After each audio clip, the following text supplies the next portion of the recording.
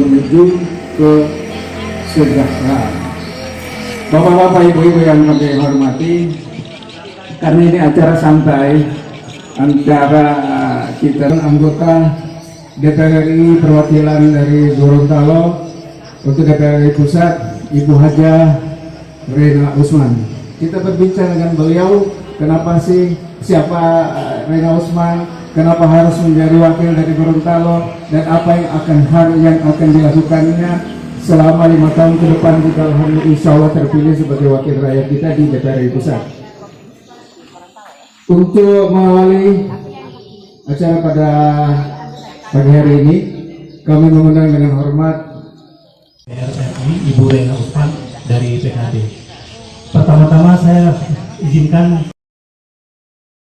oleh Ketua DPC Kota Gorontalo, Bapak Awal Dirtosi, yang mana pada kesempatan hari ini beliau tidak bersempat hadir karena masih berada di luar daerah.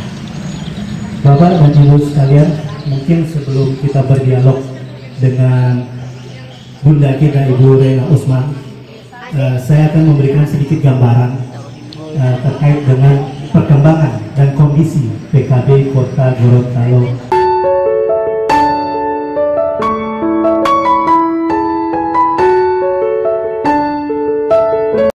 Hampir bisa dikatakan tidak ada, maka pada Pileg 2024 ini alhamdulillah mulai dari tingkat 2 kabupaten kota maupun provinsi dan DPR RI semua terisi, alhamdulillah. Sebagai salah satu buktinya bahwa pada hari ini bersama-sama kita hadir calon anggota DPR RI Ibu Reina Usman untuk wilayah pemilihan Provinsi Gorontalo. Tepuk tangan untuk beliau. Saya rasa mungkin itu dulu penyampaian saya, karena kita sudah penasaran ingin berdialog dengan Ibu Reina dan mungkin juga ingin tahu apa yang akan nanti ke depan beliau perjuangkan guna kemajuan Provinsi Gorontalo. Demikian, terima kasih. Wassalamualaikum warahmatullahi wabarakatuh.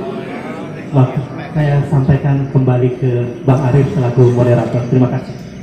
Ya, terima kasih Pak. 10 November. Bapak Ibu yang saya hormati, teristimewa ibu-ibu dan bapak-bapak yang sempat hadir pada pagi ini untuk kita saling menyapa satu dengan yang lain. Ya, kemungkinan ibu-ibu, bapak-bapak tidak terlalu mengenal saya. Otia Hulundalo. Tanggul Latia Ismail Datau. Lahir besar di Gorontalo walaupun banyak bertugas di luar daerah. Kira-kira demikian juga Ibu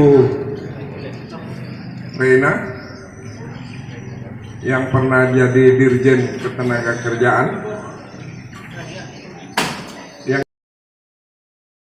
Ada transmigrasi kami Mas Satya dulu transmigrasi, jadi kita orang sendiri yang di kota dapatkan hawa yang segar, ada sawah, ada berapa ini yang tabungan orang bawa saja ke desa.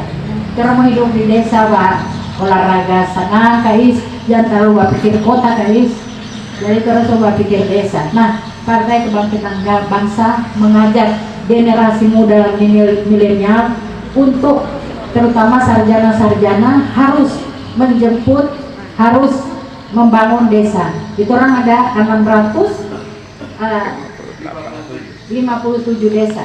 Nah, kalau 5 miliar ini Pak, kira-kira sempat tambah ini desa Pak? Kira-kira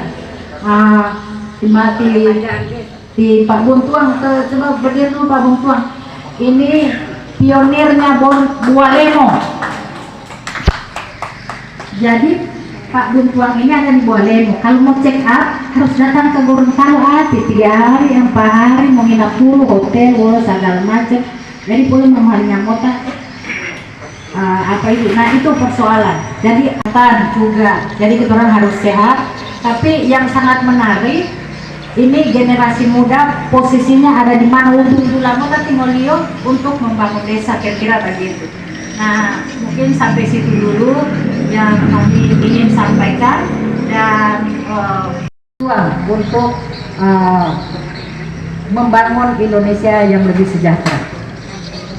Terkait dengan itu, maka saya sebagai orang Gorontalo yang tadinya SD, SMP sampai SMA di Gorontalo, baru pergi kuliah di Jakarta di tahun 79 ya. Ini Askina Neo ada, teman SMA Sri Senandung ada, teman SMA ada Pak Darwin, teman saya main voli. Jadi semua kami adalah anak-anak Gorontalo yang berjuang untuk bagaimana pada saat itu, era kami itu, bagaimana ini anak-anak bisa keluar dari Gorontalo. Mama selesai ujian itu tinggal mahi urur. Saya salah satunya yang diberi kesempatan oleh orang tua saya untuk menempuh. Bila mau masuk dokteran tidak lulus, jadi ambil itu elektro. Nah waktu itu elektro itu adalah jurusan teknologi yang sedang dibutuhkan oleh tahun 79 dari Gorontalo, tahun 84 selesai. 84, kemudian 85 kami sudah bekerja di Kementerian Tenaga Kerja Republik Indonesia. Selamat datang Komandan Pak Baharudin Hipi, Burhanuddin Hipi, yang saat ini sudah bergerak antar partai. Jadi sedikit saya Om menyampaikan silsilah saya waktu pendidikan. Saya diterima alhamdulillah sebagai salah satu anak Gorontalo yang waktu itu kita membangun daerah industri. Jadi Pak Harto waktu itu giat-giatnya membangun kawasan industri. Di dalam kawasan industri itu diharapkan Indonesia bisa antara lain pertanian, industri, dan juga tourism.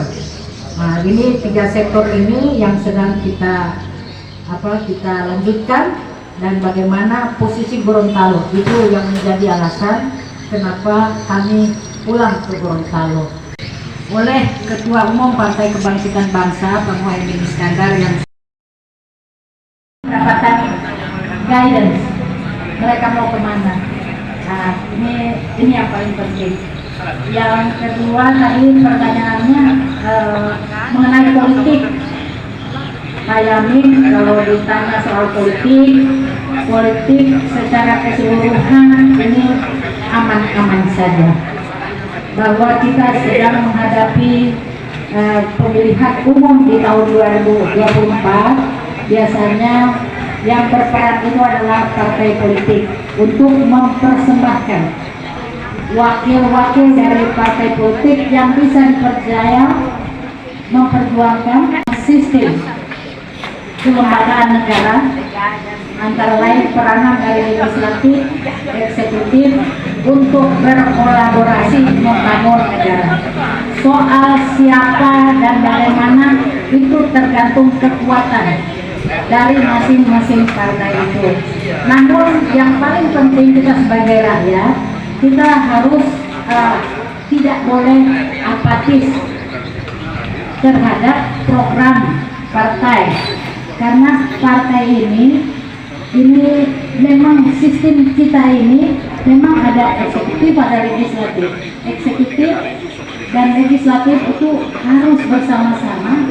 Legislatif untuk apa? Yang pertama membuat undang-undang. Kalau undang-undang dibuat oleh orang-orang yang tidak menguasai apa yang diundangkan, materi undang-undangnya pasal per pasal, maka itu proses satu undang-undang bisa sampai dua